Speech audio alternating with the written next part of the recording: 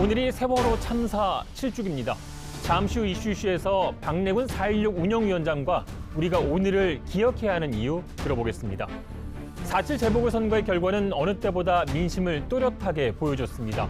더욱 커진 2030의 목소리, 당내 초선들의 요구, 그리고 여야 각 당 수의실의 방향, 지금부터 디톡스 정치에서 토론합니다.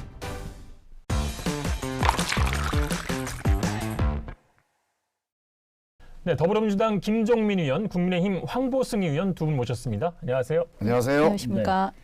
두 분이 방송에서 만나시는 건 처음이라고 들었는데요. 예. 덕담부터 좀 나누고 시작을 해보죠. 야당 스타 초선 의원, 황보승 의원이 보시는 우리 김종민 의원은 어떤 분이세요? 네, 민주당의 주요 현안 때마다 또 최고위원님이시니까 아주 적극적으로 발언을 하시는 의원님으로 알고 있고 민주당 내에서 인기 있는 의원님이시구나라고 생각하고 있습니다. 김종민 의원께서는? 우리 황보승 의원님은 제가 꼭 한번 뵙고 싶었는데 이렇게 방송에서 또 뵙게 되니까 너무 반갑고요. 다른 것보다도 이렇게 기초단체 또 이 광역단체에서 이 자치의원 활동을 통해서 쭉 올라오시는 거죠. 이렇게 실력을 쌓아오면서 국회의원까지 되셨잖아요. 부산 쪽 의원들 평도 되게 좋더라고요. 네, 그 칭찬도 해주시면서 활발한 토론을 부탁드리겠고요. 자, 디톡스 정치 룰 소개하고 토론 시작하겠습니다.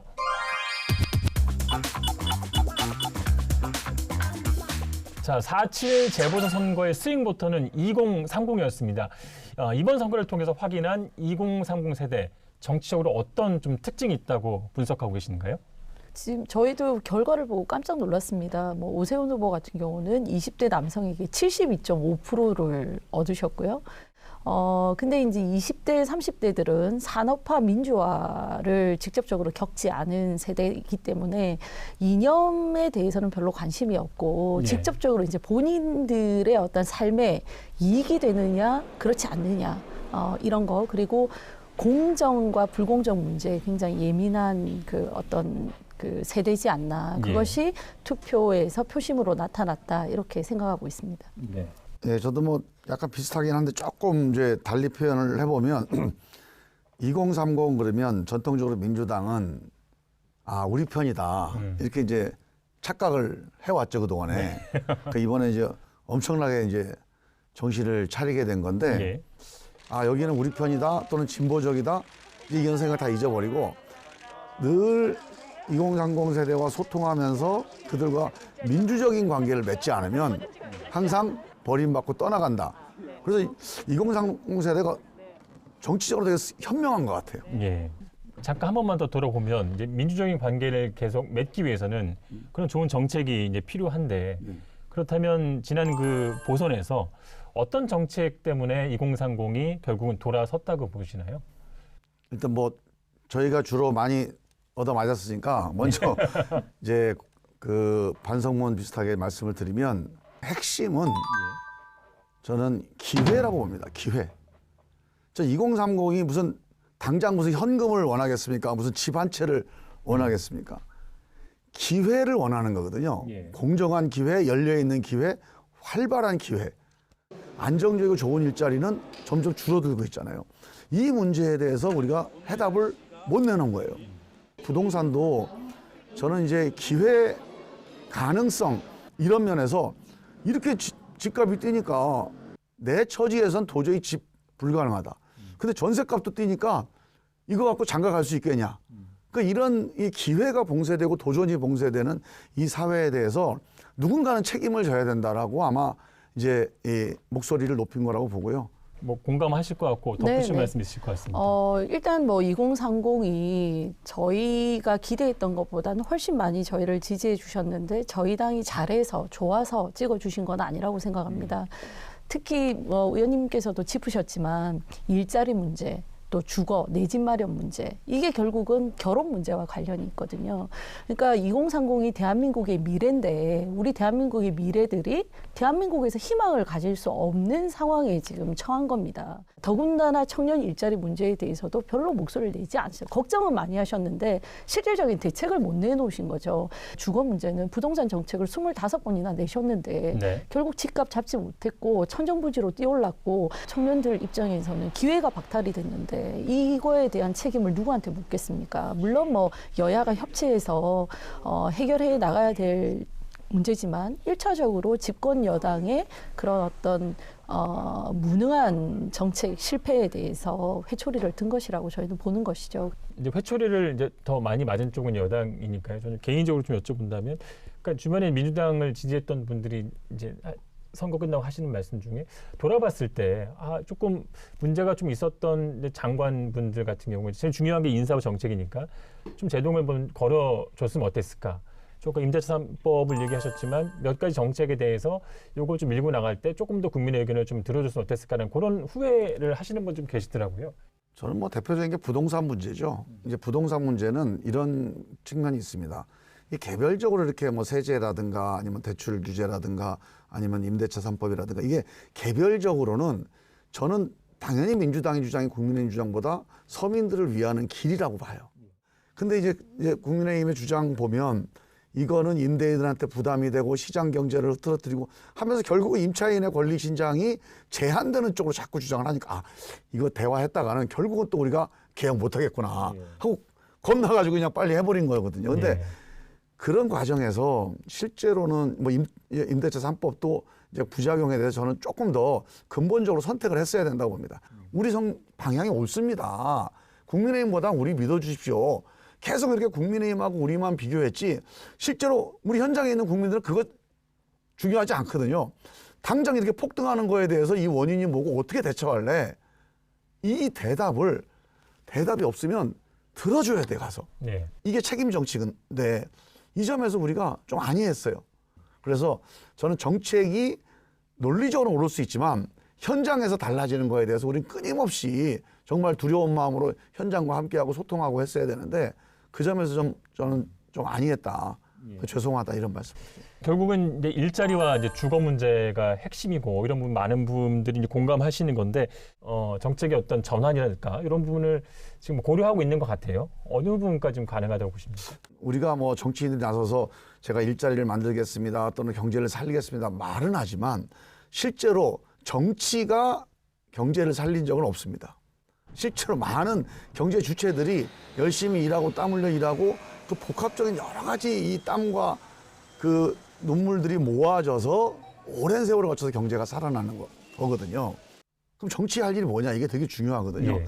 일자리 문제에서 두 가지인데요. 일자리의 기회가 넓어지고 일자리가 확대되는 게 하나 필요하고 또 하나는 일자리 양극화가 해소가 돼야 돼요. 일자리를 넓히는 거 이걸 확대하는 건 어떻게 할 거냐. 산업 일자리에 진출할 수 있는 기회를 제공해 주는 교육과 어떤 급여 지원 이런 시스템과 또 하나는 공공 일자리 특히 지식문화 분야의 공공 일자리를 지금보다 대폭 확대하는 거. 이 두 가지 면에서 결단이 필요한데 제가 이제 우리 황보 의원님이 초선이시니까 부탁드리고 싶은 게 그동안에 제가 이거 가지고 야당하고 협상해 보면요 자꾸 안 하려고 그래요. 정말 바닥에서 하시는 이 사업하시는 분들 얘기를 좀 더 경청하셔야 된다. 그리고 바꿀 것이 있으면 빨리 바꾸셔야 된다. 그리고 아까 이제 정말 그 새로운 일자리가 만들어지지 않기 때문에 고민이 깊은데 우리가 기술 기반으로 한 중소기업들 많은 지원을 할 필요가 있고요. 안정적인 직장을 만들어줄 수 있도록 하는 것이 저는 정부의 역할이라고 생각합니다. 근데 지금 당장 채용할 여력이 없는데 교육도 중요합니다. 근데 교육만 해서 이 자질을 높인다고 해서 시장의 미스매치가 해결되는 것은 아니라고 생각하거든요. 그래서 제가 얼마 전에 우리 부산시에 뭐 인수위는 아니지만 이제 시장 임기를 시작하면서 중소기업 하시는 분들 IT 기업 얘기를 들어보니까 진짜 중소기업이 지금 필요한 지원은 그런 인건비 보조 이런 것들을 정부가 더 늘려줬으면 좋겠다고 하셨으니까 적극적으로 검토해 주시고요. 저희가 이제 과방에 있는데요. 거기에 무슨 데이터 DB 이렇게 입력하는 일이 있더라고요. 기본적으로 교육 사업이라고 설정이 돼 있어요. 데이터 입력 사업인데 입력을 하려면 이제 교육을 받아야 되잖아요. 교육은 9개월 동안 한 2달 정도 교육을 받고 입력하는 작업은 며칠을 안 했다. 그러니까 이제 청년들이 월급을 받으면서도 사실은 자존감이 굉장히 떨어지는 겁니다. 예. 적어도 중소기업 이상의 직장에서 지속적으로 일을 할 수 있는 그런 시스템을 정부에서 빨리 만드셔야 된다고 생각을 저는 하거든요. 그래서 뭐 큰 틀에서는 똑같은 얘기를 하고 있지만 네. 이 세부적으로 보면 그 디테일적인 측면에서 정부 여당이 좀 더 세밀하게 챙기셔야 되지 않냐라는 생각을 하고 필요하다면 저희 야당은 청년 일자리 문제에 대해서는 적극적으로 협조하겠습니다. 네. 여야가 너무 상대방을 공격하기 위해서 평가하지 말고 과연 이 정책이 이건 장기적으로 효과를 거둘 정책이니까 한번 기다려보자. 그런데 장기적으로 효과를 거두기 위해서는 이런 보완이 필요하다. 이런 생산적인 토론이 좀 필요하다. 지금 이런 저희가 뭐 말씀을 좀 구체적인 드리고 어떤 한 정책을 가지만 더 갖고 말씀드릴게요. 얘기하지 않기 때문에 한 가지만 뭐 더. 조금 구체적으로 정부에서 그런 지금 100만 선진국에 비해서 100만 개, 200만 개의 공공 일자리가 부족하다. 그러면 그 전체 로드맵을 가지고 1년 단위로 어떻게 일자리를 늘리겠다라고 로드맵을 제시하시면 저희도 합리적인 선에서 받을 수 있습니다. 근데 자꾸만 임기응변식으로 이 단기 알바 일자리를 만들어내는 그 행태에 대해서 저희가 잘못됐다고 지적을 예. 하는 추경 것이고. 때 불가피하게 하는 그렇죠. 거고요. 근데 예. 그게 지금 다른 하루 이틀이 다른 아니거든요. 일자리 정책에 대해서는 네. 이런 지속 가능한 일자리에 네. 대한 토론이 있어요 지금.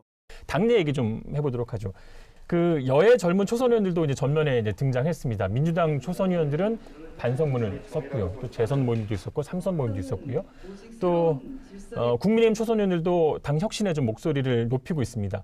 이 초선 의원들이 초선이긴 합니다만 왜 이런 움직임을 이렇게 적극적으로 보인다고 일단 보십니까? 여당부터 좀 들어볼까요? 일단 우리 민주당 같은 경우는 이번 선거에서 크게 이제 패했잖아요. 그래서 아마 좀 충격을 많이 받았다고 봅니다. 저도 마찬가지고요. 그러면서 이 문제에 대해서 근본적으로 뭔가를 돌이켜야 되겠다 그런 생각이 당연히 미쳤을 거라고 보고 이렇게 묻어뒀던 생각이 이게 민심하고도 가까운 거였네라고 하는 생각을 하게 되는 계기가 된 거죠. 예. 그래서 저는 선거가 되게 소중한 거라고 봅니다.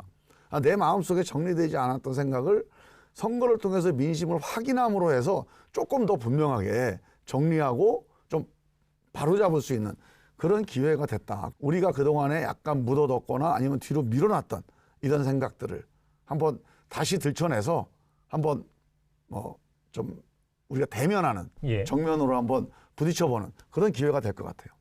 다른 목소리들이 나온 것이 어쩌면 당연한 것인데 더 갈등이 깊어질 거라고 보시지는 않으십니까? 저는 그렇게는 안 봅니다. 예. 왜냐하면 민주주의라고 하는 게 되게 의견이 다른 사람이 함께 하는 거거든요.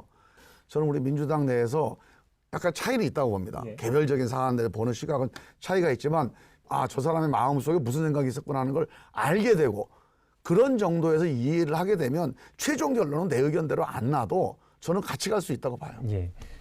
이번 선거는 정권 심판 선거였기 때문에 민주당에 실망한 우리 중도의 표심이 어쩔 수 없이 저희한테 왔다. 이런 승리의 기쁨보다는 또 스스로에 대한 자성의 목소리가 높습니다. 근데 그 와중에 저희한테 관심을 가졌던 그 중도의 표심을 계속해서 우리와 함께 할 수 있겠느냐, 이런 고민에서 저희가 이제 초선들도 우리 당의 개혁과 혁신에 있어서 적극적으로 목소리를 내고 초선으로서의 몫을 해야 되겠다. 이런 이제 의기투합이 되어서 저희가 선거 끝나고 그 다음날 바로 아침 9시 30분에 초선 성명을 냈습니다. 예. 거기에 담겨져 있는 내용은 저희가 모든 기득권을 좀 내려놓고 정말 국민적 눈높이에서 지도부를 구성하자. 거기에 초선들도 역할을 하겠다. 이게 이제 핵심 내용이거든요. 예.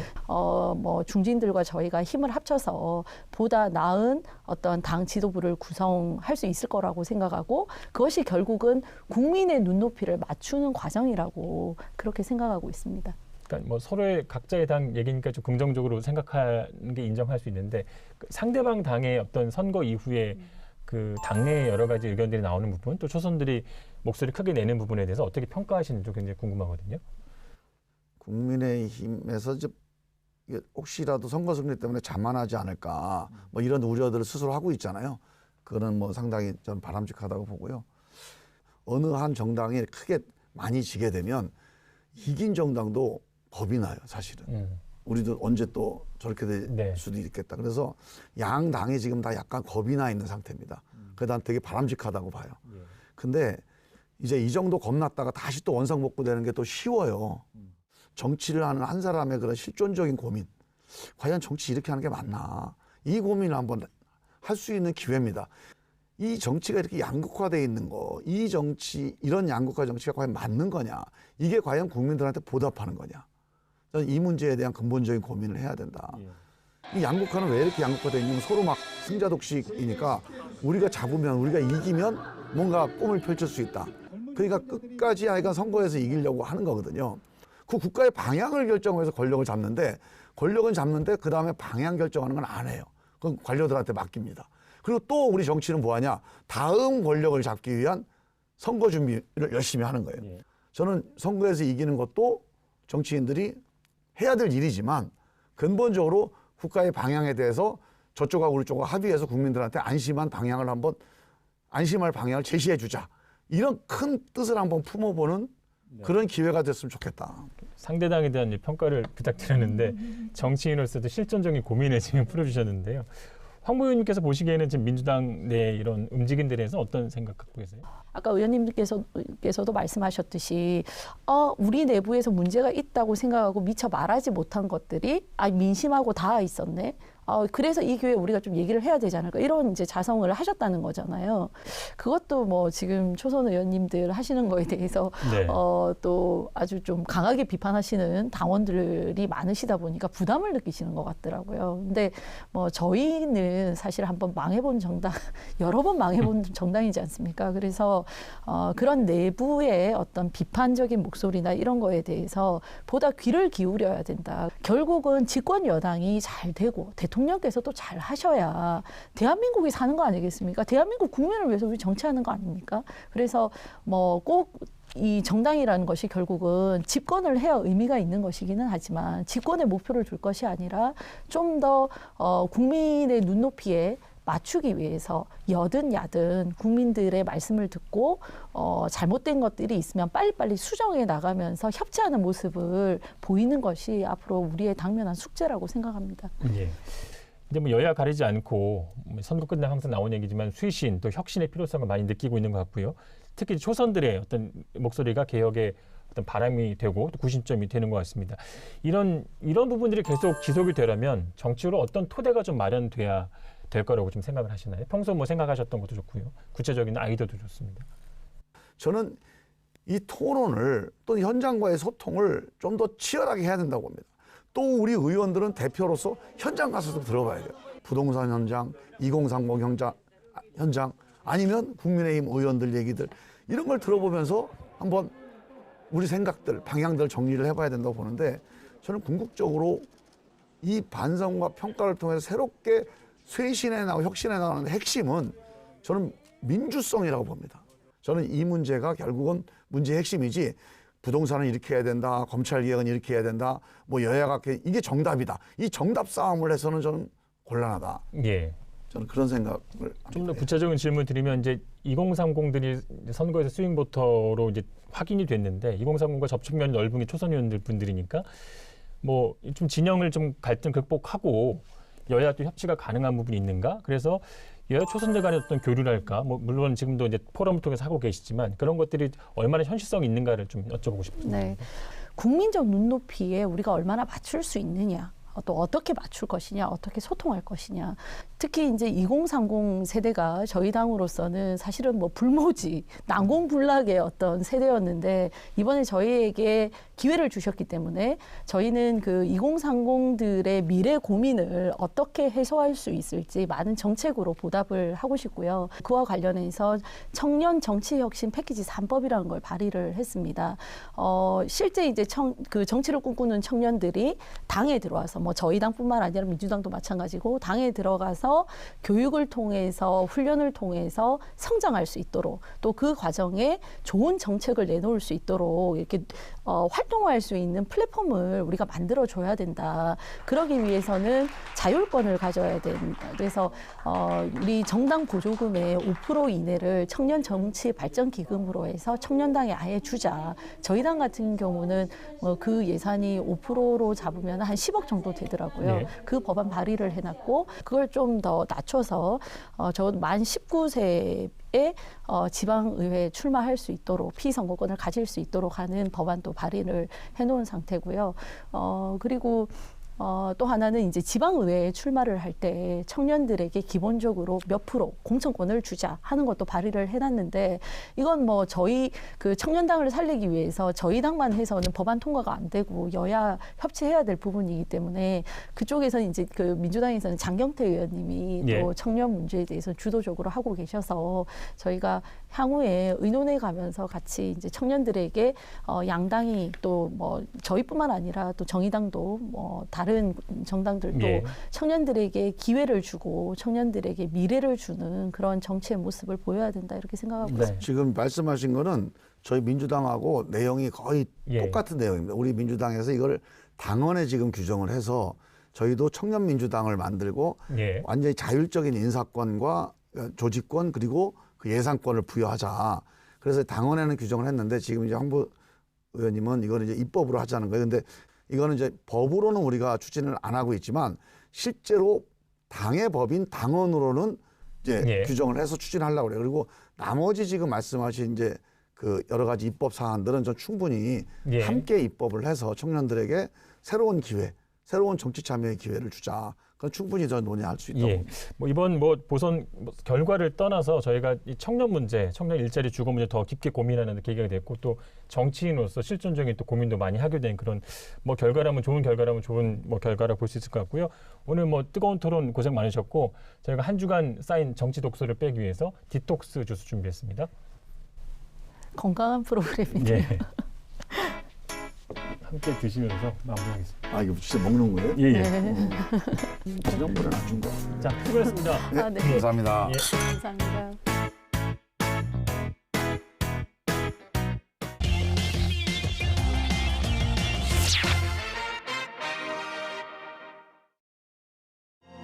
나는 천 개의 바람, 천 개의 바람이 되었죠. 저 넓은 하늘 위를 자유롭게 날고 있죠. 저 넓은 하늘 위를 자유롭게 날고 있죠.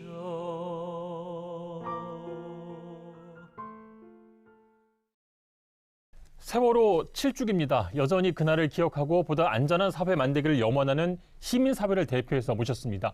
박래군 4.16재단 운영위원장 나오셨습니다. 안녕하십니까? 예, 안녕하십니까? 예. 어느새 7주기입니다. 예. 위원장님은 지난 7년 동안 한결같이 이 세월호 유가족들과 함께 세월호 진상규명 그리고 기억 행동을 위해서 노력해 오셨는데 지금까지 이 세월호 참사에 대해서 좀 밝혀진 점과 네. 앞으로 더 밝혀져야 할 점 어떤 부분이라고 생각하십니까? 예. 그 세월호 유가족하고 그 4.16 연대를 비롯한 이제 시민사회단체에서는 첫 번째로 꼽는 게 왜 구하지 않았냐는 거거든요. 100분이라는 시간이 있는데 그동안에 왜 구하지 않았고 왜 거기 그 선장과 선원 몇 명만 딱 데리고 나갔잖아요. 예. 두 번째가 이제 침몰원인입니다. 침몰원인을 좀 밝혀야 된다라고 이제 하는 거고 세 번째가 박근혜 정권에서 왜 이렇게 지독할 정도로 진상규명을 방해했냐. 뭐 이렇게 세 가지로 좀 나눠볼 수 있는데 세 번째 과제 같은 경우는 상당히 많이 좀 밝혀졌습니다. 그래서 그런 부분에 대해서는 이제 재판도 또 기소도 되고 재판도 예. 진행이 되고 있고요. 근데 다만 이제 앞에 두 가지 부분은 지금 그 사회적 참사 특별조사위원회가 조사를 하고 있고 많은 부분도 밝히고 있는데 또 이게 조사를 하면 할수록 또 새로운 단서들이 나오니까 그걸 또 확인하는 작업들이 좀 진행되고 있는 거죠. 예. 그래서 이제 지금 이제 종합적으로 이런 그 하나하나의 단서들을 좀 모아서 이게 이제 이런 이유로 구조를 하지 않았다, 구조를 못 받았다. 또 이런 이유로 침몰이 이제 그 급격한 침몰이 발생했다라고 하는 것들을 딱 부러지게 이제 정리를 못 해놓고 있는 거지. 예. 이것을 위해서 하나하나 나가고 있다라고 생각을 하면 될 것 같습니다. 예. 하지만 그 시간이 계속 지나고 있기 때문에 그래도 많이 상황이 답답하실 것 같다는 생각도 듭니다. 예, 그렇습니다. 이게 이런 참사가 일어나면 초기에 잘해야 되거든요. 초기에 제대로 의지를 가지고 진상규명을 해야 되는데 그러지 못하면 증거도 훼손하고 조작되고 사람이 또 말도 맞추고 막 이렇게 되니까 점점 더 조사하기가 어려워지고 또 이제 조사할 게 더 많아집니다. 예. 사회적 참사 특별조사를 한다고 하지만 또 안 되는 측면들도 좀 있고 그렇습니다. 그런데 이제 여러 가지 이제 밝혀지고 있어요. 그래서 이제 예를 들어서 이제 그 7시간 동안 바다에 떠 있던 그 임경빈 학생을 찾아냈었고 거기가 아직 살아있을 가능성이 있었던 이런 점들을 갖다 수사를 했는데 또 검찰에서 또 이거 제대로 수사를 하지 않고 그냥 그쪽의 얘기만 듣고 예. 무혐의 처리해버리고 이제 그랬었거든요. 예. 국정원 기무사가 사찰한 거 이런 것들도 잡아내서 그것들 확인을 했고 이렇게 되는 것들이 있거든요. 그래서 검찰이 이제 특별수사를 만들면서 백서를 쓰는 심정으로 수사를 하겠다고 했는데 이 결과로 나온 거 보니까 너무 황당한 거죠.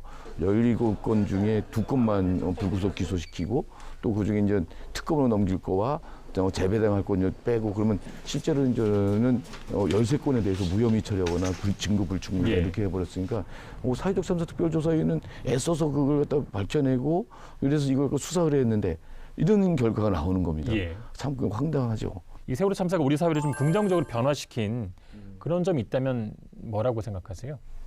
세월호 참사 이후에 사람들이 안전 문제에 대해서 각성하기 시작했다.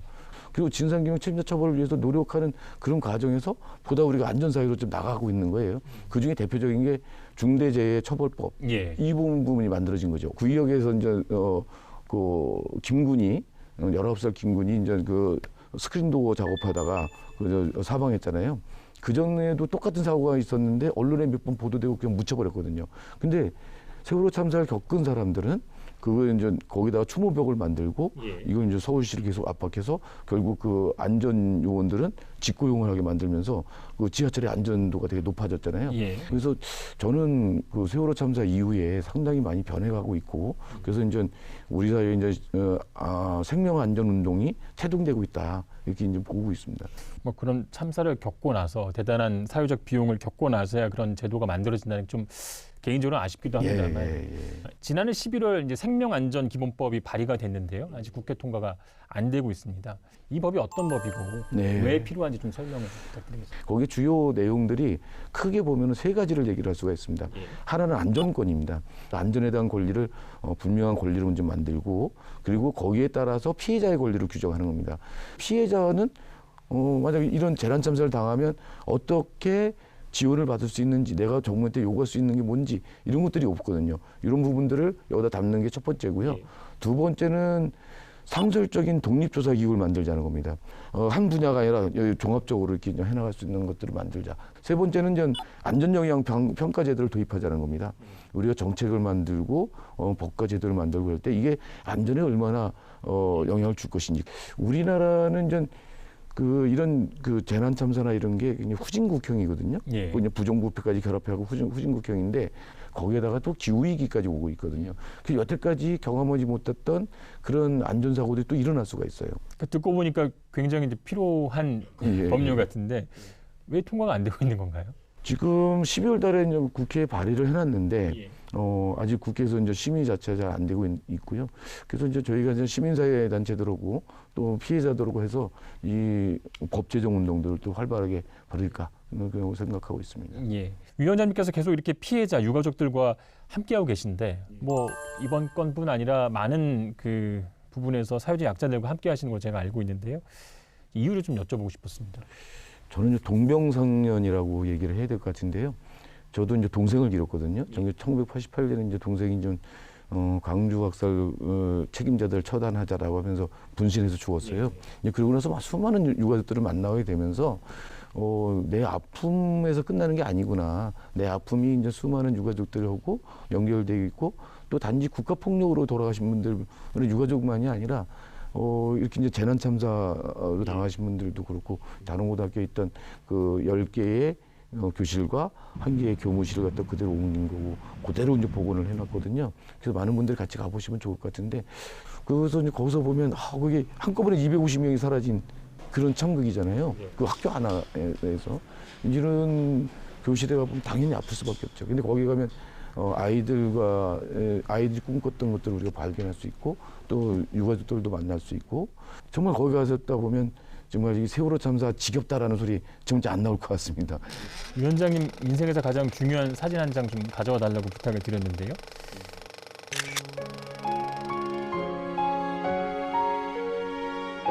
벚꽃이 좀 펴 있고요. 예. 그 뒤로 좀 장례 행렬인가요? 예, 설명 좀 해주시죠. 저게 이제 세월호 참사 1주기 때의 장면이거든요. 예. 2015년 3월 27일 날 정부가 시행령을 입법 예고했는데 그게 특별법을 무력화시킬 수 있는 그런 엉터리 특별법이었거든요. 예. 그리고 그때 이제 선체 인양하는 거, 세월호 선체 인양하는 거에 대해서 확답을 안 하고 있었고요. 가족들이 분노해갖고 그 광화문 광장에서 삭발을 하고 예. 그런 다음에 안산의 분향소에 내려가서 아이들 영정을 끌어내서 가슴에 안고 그 상복을 입고 행진에 가는 거예요. 근데 그 행진에서 1박 2일 동안 강원까지 걸어서 올라오는데 그 주변에 벚꽃이 쫙 펴갖고 그 바람에 이렇게 벚꽃이 그냥 흩날리고 막 이러는데 이 벚꽃은 유가족들한테 굉장히 가슴 아프거든요. 왜냐하면 단원고등학교 2학년 학생들 수학여행 떠날 때 단원고등학교에 벚꽃이 활짝 폈었던 거죠. 예.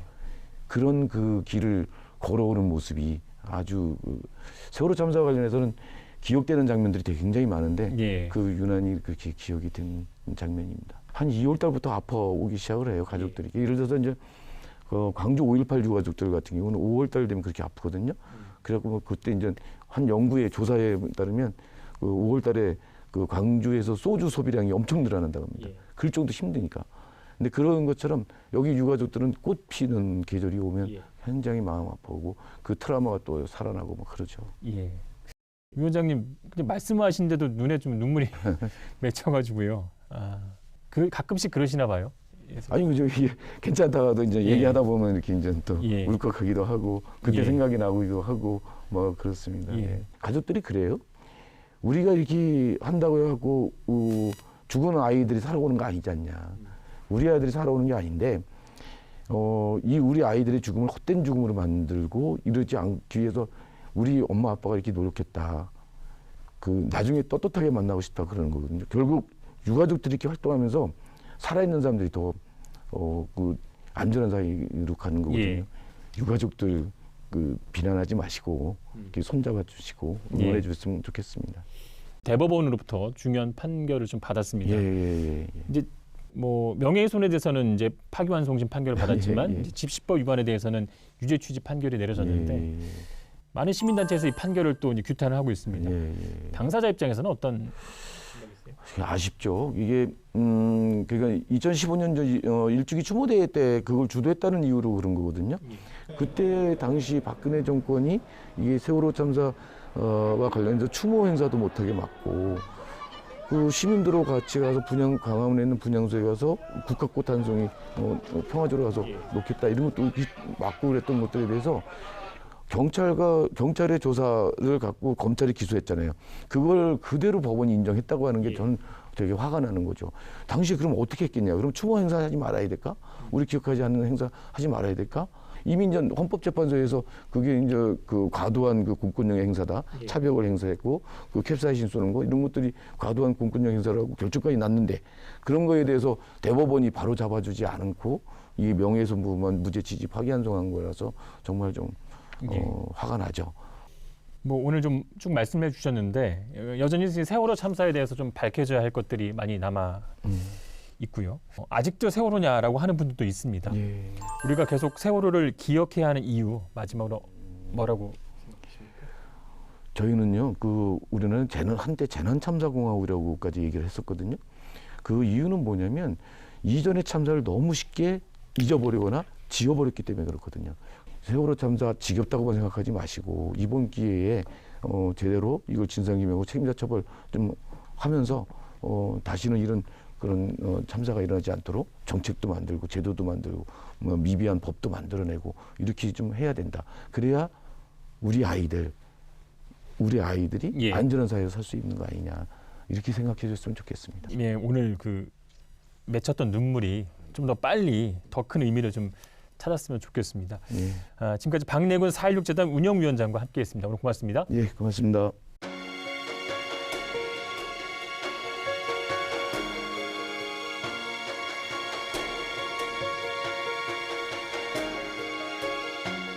시사토크 알고리즘 다음 주에 더 열심히 준비하겠습니다. 감사합니다.